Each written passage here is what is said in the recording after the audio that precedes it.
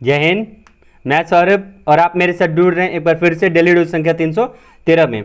आज तारीख है 10 अगस्त 2020 और आज से रिलेटेड जो भी इंपॉर्टेंट फैक्ट्स हैं करंट अफेयर्स के और उससे रिलेटेड जो कनेक्टिंग जीएस के प्रश्न हैं उनको हम लेकर आपके सामने उपस्थित हैं। और हम हर रोज आपसे एक प्रश्न लास्ट में पूछते हैं और उस प्रश्न को बहुत लोगों ने लिखना डिटेल में शुरू कर दिया है। बाकी लोगों से भी रिक्वेस्ट है कि आप लोग भी अपने निजी जीवन में इसको प्रतिदिन उस फैक्ट को लिखने की आदत डाल लें। बढ़ते अपने पहले प्रश्न की तरफ। आसान इंटरनेट सर्विस पहुंचाने हेतु किसने बुक माई फाइबर पोर्टल लॉन्च किया है? ठीक है, तो बुक माई फाइबर लॉन्च किया है किसने? बीएसएनएल ने। अब ध्यान देंगे कि डेली डोज संख्या 311 का प्रश्न संख्या 10 में मैंने बीएसएनएल से जो भी रिलेटेड फैक्ट्स थे जो कि आपके एग्जाम के लिए इंपॉर्टेंट हो सकते हैं उसको मैंने लगभग 1.5 से 2 मिनट के इन डिटेल एक्सप्लेनेशन में बताए हुए हैं। तो मैं आपसे एक बार रिक्वेस्ट करूंगा कि आप जाकर के डेली डोज संख्या 311 के प्रश्न संख्या 10 को देख लें। बढ़ते अपने दूसरे प्रश्न की तरफ। ब्लूमबर्ग बिलियनियर के अनुसार विश्व का चौथा अमीर व्यक्ति कौन बना? उत्तर है मुकेश अंबानी। अब आप ध्यान देंगे कि चौथे मुकेश अंबानी है तो पहले कौन है? पहले हैं जेफ बेजोस। और जेफ बेजोस का नाम जैसे ही आपके सामने आए आपको याद पड़ना चाहिए अमेजन कंपनी। क्यों? क्योंकि जो जेफ बेजोस हैं वो अमेजन के सीईओ हैं। ठीक है, और ये पहले रैंक पर कितनी संपत्ति के साथ हैं? तो ये हैं 187 बिलियन डॉलर। ठीक है, अब एक बात और भी ध्यान देंगे कि इसका हेडक्वार्टर कहाँ है? तो इसका हेडक्वार्टर है सीटल यूएस यानी यूनाइटेड स्टेट। दूसरे कौन है? Bill Gates. ठीक है, सॉफ्टवेयर के क्षेत्र में काम करने के लिए। तीसरे कौन है? Mark Zuckerberg. आपको पता ही होगा कि मार्क जुकरबर्ग ने पहले फेसबुक के थ्रू अपने आप को ब्रॉड बनाया वर्ल्ड वाइड और इसके बाद उन्होंने व्हाट्सएप और अन्य भी जो सोशल साइट्स हैं उनको उन्होंने हायर कर रखा है। इसके बाद चौथे नंबर पे कौन है? मुकेश अंबानी, जो अपने भारत से आते हैं। ठीक है, अब ध्यान देंगे कि मुकेश अंबानी किस लिए जाने जाते हैं? तो इनकी काम करते हैं रिलायंस इंडस्ट्रीज और इसी का डिजिटल प्लेटफॉर्म है जियो। ठीक है, तो रिलायंस इंडस्ट्रीज और जियो से रिलेटेड जो भी आपको फैक्ट्स हो सकते हैं उसको मैंने जस्ट इससे पिछले डेली डोज में एक प्रश्न आया था। ठीक है, और क्या प्रश्न था कि फेसबुक ने कितनी फीसदी साझेदारी खरीदी है रिलायंस की? तो वहां पे मैंने इसी चीज से रिलेटेड फेसबुक और गूगल दोनों ने कितनी साझेदारी खरीदी है इन सभी चीजों को इन डिटेल डेली डोज संख्या 312 के प्रश्न संख्या 1 में मैंने बता रखा है। तो आप रिलायंस इंडस्ट्रीज की जानकारी उस पीछे वाले वीडियो से जो प्लेलिस्ट में पड़े हुए हैं वहां से ले लें। और पांचवें व्यक्ति कौन है? ये हैं बर्नार्ड अर्नोल्ड। ठीक है, ये फ्रांस के हैं और इनमें और मुकेश अंबानी बहुत ज्यादा का फासला नहीं है। 80.6 बिलियन डॉलर मुकेश अंबानी के पास है और 80.4 बिलियन डॉलर बर्नार्ड अर्नोल्ड के पास है। ठीक है, और इन्हीं को पछाड़ करके मुकेश अंबानी चौथे नंबर पे पहुंचे। अब ध्यान देंगे, हमने एक बात कहा था आपसे ब्लूमबर्ग बिलियनियर। अब ब्लूमबर्ग बिलियनियर क्या है? तो ध्यान देंगे ब्लूमबर्ग बिलियनियर इंडेक्स के द्वारा दुनिया के सबसे अमीर लोगों की दैनिक रैंकिंग। अब दैनिक रैंकिंग का मतलब ये प्रतिदिन ये रैंकिंग निकालता है। ठीक, तो दैनिक रैंकिंग अरबपतियों द्वारा अपडेट किए गए प्रोफाइल पेज पर के आधार पर न्यूयॉर्क के हर व्यापारिक दिन के अंत में दुनिया के धनी व्यक्ति की रैंकिंग अपडेट की जाती है और उसी में मुकेश अंबानी विश्व के चौथे सबसे धनी व्यक्ति के रूप में आए हैं। ठीक है, अब एक बात और भी आप ध्यान देंगे कि इस लिस्ट में 500 लोगों को शामिल किया जाता है जो कि रेस में होते हैं। ठीक है, और उन्हीं के आधार पर ब्लूमबर्ग बिलियनियर ने मुकेश अंबानी को विश्व का चौथा सबसे धनी व्यक्ति बताया है। मैं आपसे एक बार फिर से कहूंगा कि रिलायंस इंडस्ट्रीज को आप जरूर ध्यान में रखेंगे, ये हमारे लिए आने वाले एग्जाम्स में प्रश्न जरूर बनेंगे। तो आप पिछले वाले डेली डोज संख्या 312 से वो प्रश्न संख्या 1 जरूर ध्यान से देख लेंगे। अब बढ़ते हैं अपने तीसरे प्रश्न की तरफ।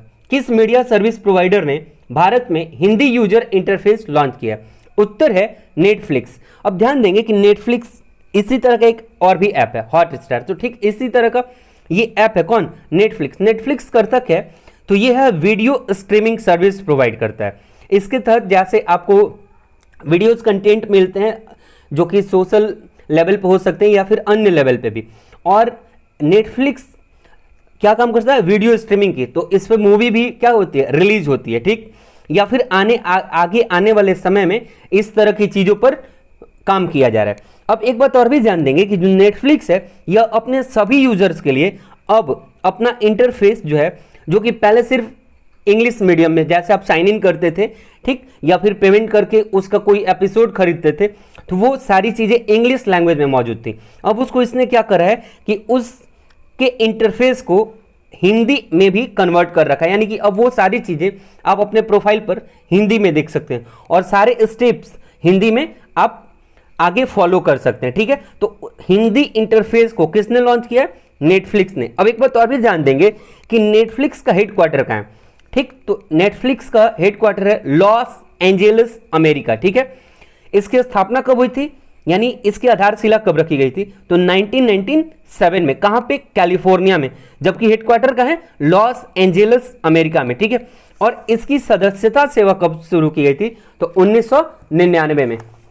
इतनी जानकारी आपको प्रश्न संख्या 3 से प्राप्त होती है। बढ़ते अपने अगले प्रश्न संख्या 4 की तरफ। आजादी के बाद पहली बार संसद के महिलाओं की संख्या कितनी हो गई है?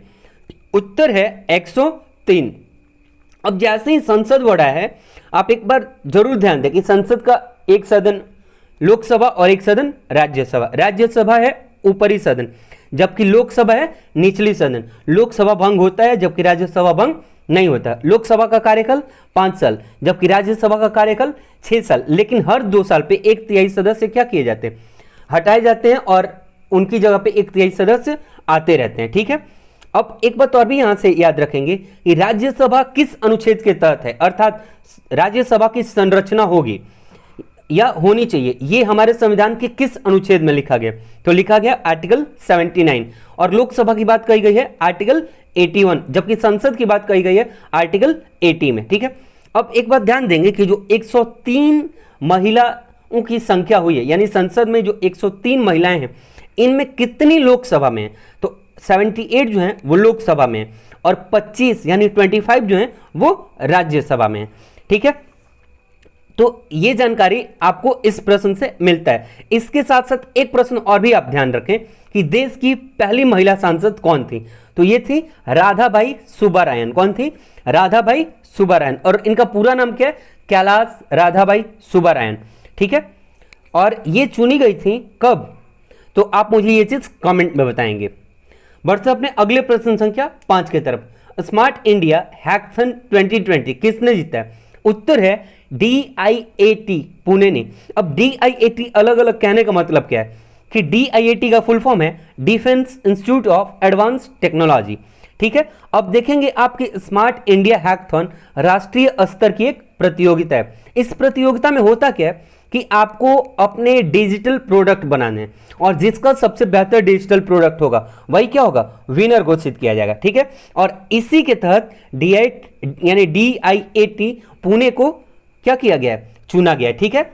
और फिर इसी के साथ हम बढ़ते हैं अपने अगले प्रश्न संख्या 6 की तरफ।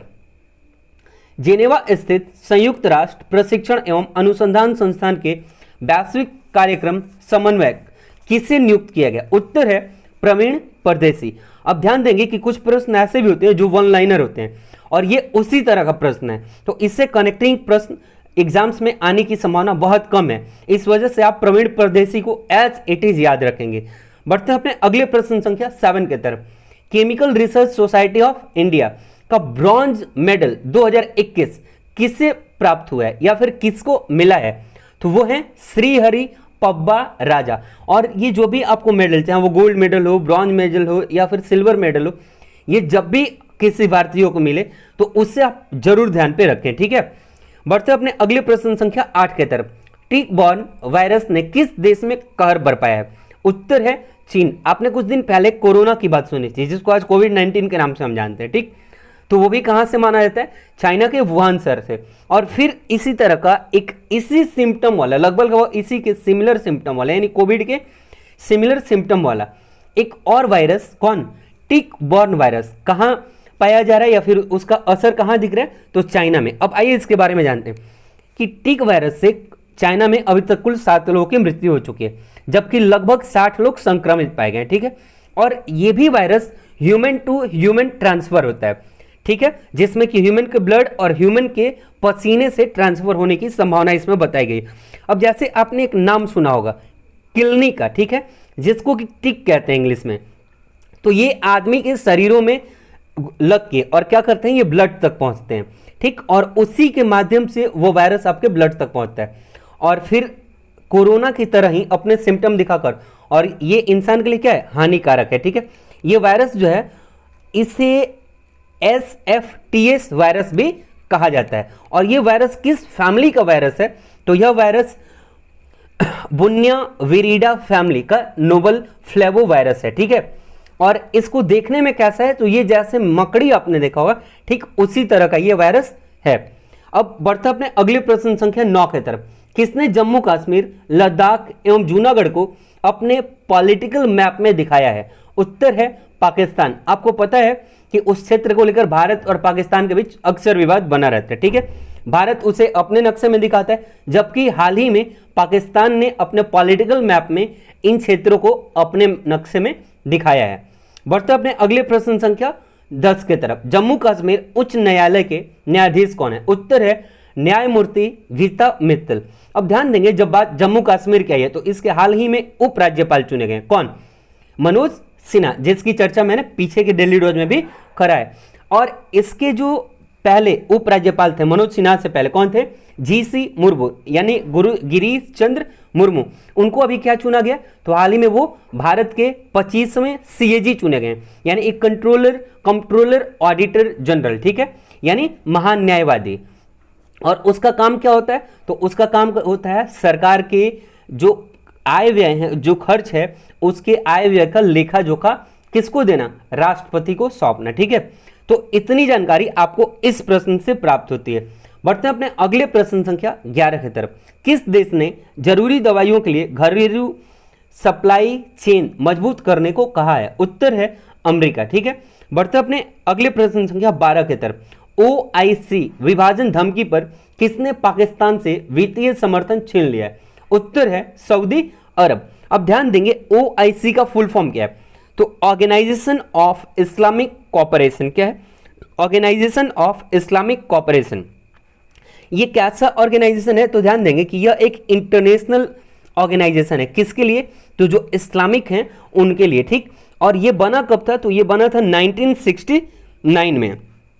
कुल सदस्य उस समय कितने थे? 57। और अभी करंट में एक्टिव सदस्य जो हैं वो 53 हैं।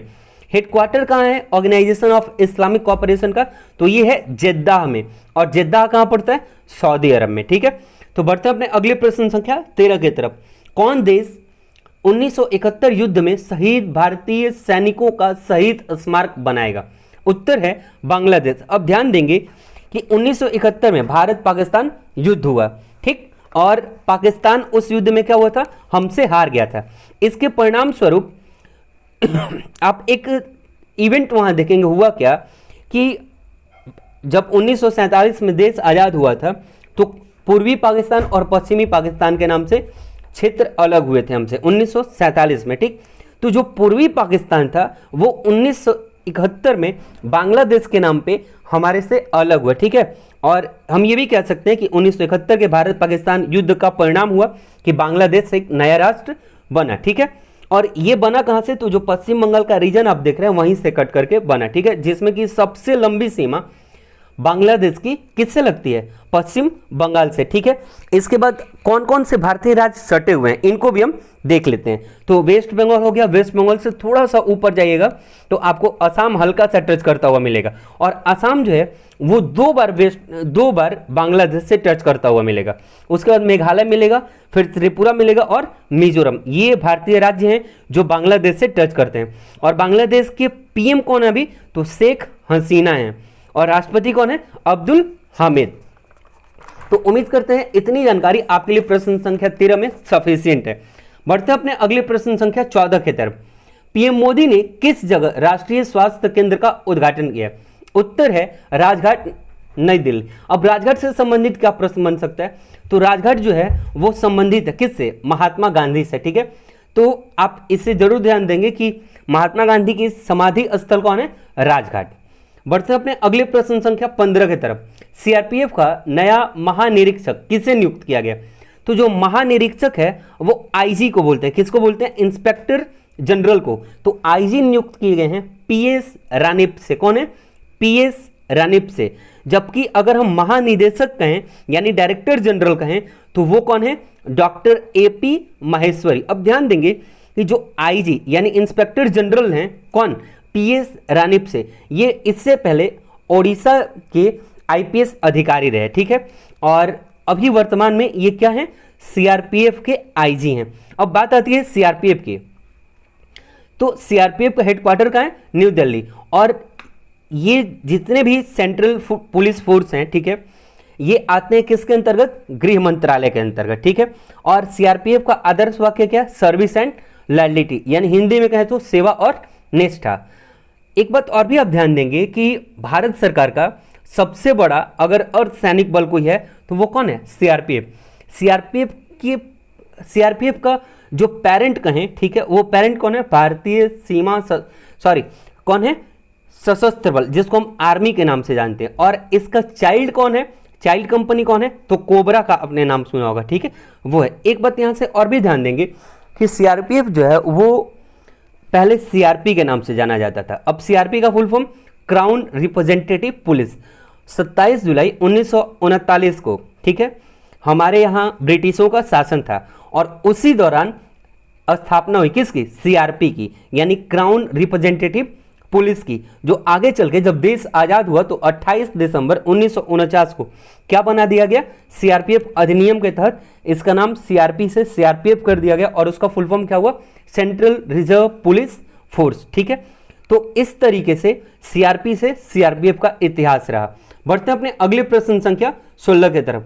अद्भुत अयोध्या पुस्तक लेखक कौन है, उत्तर है प्रभात पांडे। और एक बात मैं आपसे रिक्वेस्ट के साथ कह रहा हूं कि जितने भी अयोध्या से रिलेटेड प्रश्न बन रहे हैं उन सभी प्रश्नों को आप जरूर ध्यान रखेंगे, क्योंकि ये सारे जो प्रश्न हैं वो हमारे लिए बहुत ज़्यादा महत्वपूर्ण हो सकते हैं। बढ़ते अपने अगले प्रश्न संख्या 17 की तरफ।